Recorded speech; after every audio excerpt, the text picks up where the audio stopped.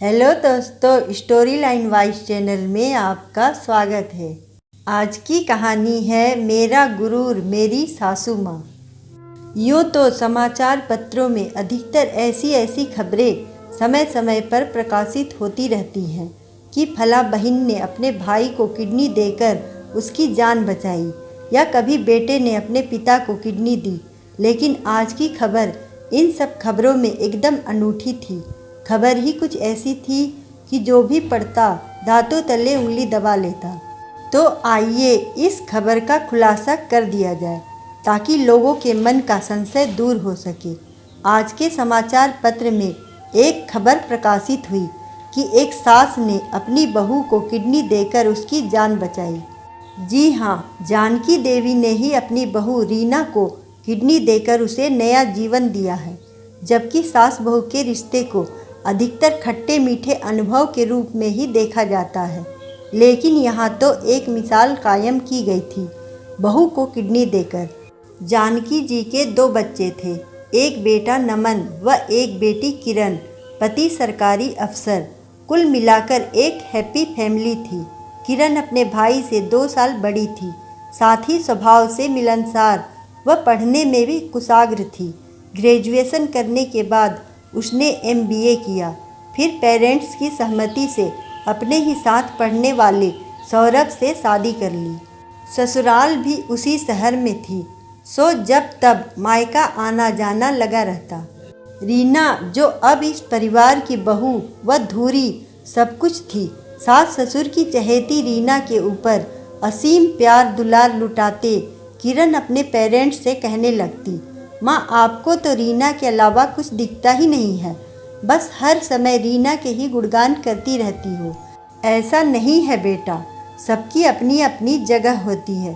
परिवार में जब तक तुम इस घर में थी तो मेरी दिनचर्या तुम्हारे व नवीन की फरमाइशें पूरी करने में ही बीतती थी, लेकिन जब से रीना ने घर में कदम रखा है उसने घर को पूरी तरह संभाल लिया है। नौकरी करने के बावजूद भी रीना ने कभी भी शिकायत का कोई मौका नहीं दिया। रीना व नवीन की शादी को तकरीबन 2 साल हो चले थे।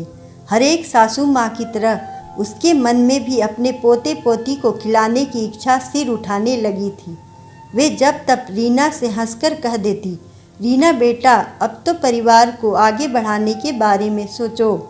अभी तो मेरी सेहत पूरी तरह दुरुस्त है, मैं बड़े आराम से बच्चे को संभाल लूँगी और तुम अपने जॉब करती रहना। यह सब सुनकर रीना हल्के से मुस्कुरा देती। सब कुछ एकदम बढ़िया से चल रहा था, सब खुश थे, लेकिन जिंदगी कब किस रूप में प्रहार कर दे यह कौन जान सका है। एक दिन रीना ऑफिस से लौटी तो सीधे अपने रूम में जाकर लेट गई। ऐसा पहले कभी नहीं हुआ था। जानकी जी रीना के पास गई, पूछा क्या हुआ बेटा, इस तरह क्यों लेट गई। कुछ नहीं माँ, बस थोड़ी सी थकान महसूस हो रही थी, उल्टी जैसी फीलिंग हो रही है, थोड़ी देर आराम करूँगी तो शायद कुछ ठीक लगेगा। इस बीच जानकी जी ने चाय के लिए पूछा। रीना ने मना कर दिया, नहीं माँ ज़रा भी मन नहीं है आज चाय पीने का। थोड़ी देर आराम करने के बाद रीना को अच्छा महसूस हुआ तो किचन में आकर जानकी जी की मदद करने लगी। रीना की इसी अदा पर ही तो जानकी जी फिदा थी। रीना अपनी जिम्मेदारी निभाने में कभी पीछे नहीं रहती थी, लेकिन दूसरे दिन ही ऑफिस से आकर रीना ने वही थकान, चक्कर व उल्टी की हरकत महसूस की तो जानकी जी ने मन ही मन भगवान को धन्यवाद किया। उनको लगा शायद रीना माँ बनने वाली है, तभी इस तरह के लक्षण नज़र आ रहे हैं। जानकी जी ने रीना को 2 दिन की छुट्टी लेने को कहा कि कल जाकर एक बार डॉक्टर से चेकअप करवा लेते हैं कि तुम ऐसा क्यों महसूस कर रही हो। जब तक डॉक्टर रीना का चेकअप कर रही थी, जानकी जी सोच रही थी कि अभी डॉक्टर आकर कहेगी कि बधाई हो, गुड न्यूज़ है, आप दादी बनने वाली हैं। उनकी निगाहें डॉक्टर के रूम के बाहर ही टिकी हुई थी। जब डॉक्टर चेकअप करके बाहर निकली तो उसका चेहरा देखकर जानकी जी के मन में किसी अनहोनी आशंका के विचार उठने लगे। डॉक्टर जी सब ठीक तो है ना, रीना को क्या हुआ है, क्या कोई बड़ी बीमारी हो गई है, प्लीज़ जल्दी से बताएं, मेरा दिल बहुत घबरा रहा है। नहीं, परेशान होने जैसी कोई बात नहीं है। आजकल यह सब बहुत कॉमन है।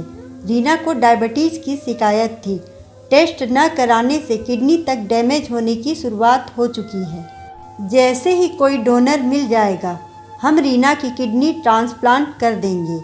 हाँ, उसके बाद काफ़ी ध्यान रखना होगा कि किसी तरह का कोई इन्फेक्शन न होने पाए। साथ ही खान पान में भी कुछ एक चीज़ों का सेवन नहीं करना होगा।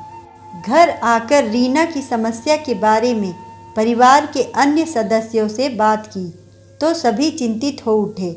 नवीन ने कहा, हम लोग डोनर के लिए पेपर में डाल देते हैं ताकि डोनर जल्दी से जल्दी मिल सके। तभी जानकी जी ने ऐलान करते हुए कहा कि किसी डोनर की ज़रूरत नहीं है। मेरा व रीना का ब्लड ग्रुप एक ही है। मैं रीना को अपनी किडनी दूंगी ताकि मेरी बच्ची जल्दी से जल्दी ठीक होकर सामान्य ज़िंदगी जी सके। जानकी जी को घर में सभी ने समझाया कि उनकी उम्र अब इस काबिल नहीं है कि वे इस तरह का रिस्क लें। जानकी जी ने भी अपना दो टूक फैसला सुना दिया कि रीना को किडनी दे रही हूँ, मतलब दे रही हूँ। बस कल ही जाकर डॉक्टर से बात करके दिन तारीख निश्चित कर ले। और मैंने तो अभी कुछ दिनों पहले ही सारे टेस्ट कराए हैं। मैं पूरी तरह स्वस्थ हूँ। तो फिर रीना को किसी और डोनर की क्या ज़रूरत है। दिन तारीख निश्चित हो जाने के बाद जानकी जी ने रीना को किडनी दे दी। कुछ दिन हॉस्पिटल में रहने के बाद सास बहू घर लौट आई हैं। दोनों पूरी तरह स्वस्थ हैं। बस रीना तो तभी से यह कहते हुए नहीं थकती कि मेरी सासू माँ मेरा गुरूर है, जिन्होंने अपनी जान की परवाह किए बिना मुझे नया जीवन दिया है। हालांकि इस बात को पूरे 2 महीने हो चुके थे। अब रीना उसकी सासू माँ दोनों ही पूरी तरह स्वस्थ हो चली थी। रीना ने अपनी सासू माँ को सम्मान देने के लिए घर में एक छोटी सी पूजा व उसके बाद पार्टी का आयोजन रखा और सभी के सामने अपनी सासू माँ को महामंडित किया। सच, इस तरह की घटनाएं जीवन को एक नया सबक प्रदान करती हैं। अगर आपको कहानी अच्छी लगे तो वीडियो को लाइक करें, चैनल को सब्सक्राइब करें और कमेंट में बताएं कि आपको कहानी कैसी लगी। धन्यवाद।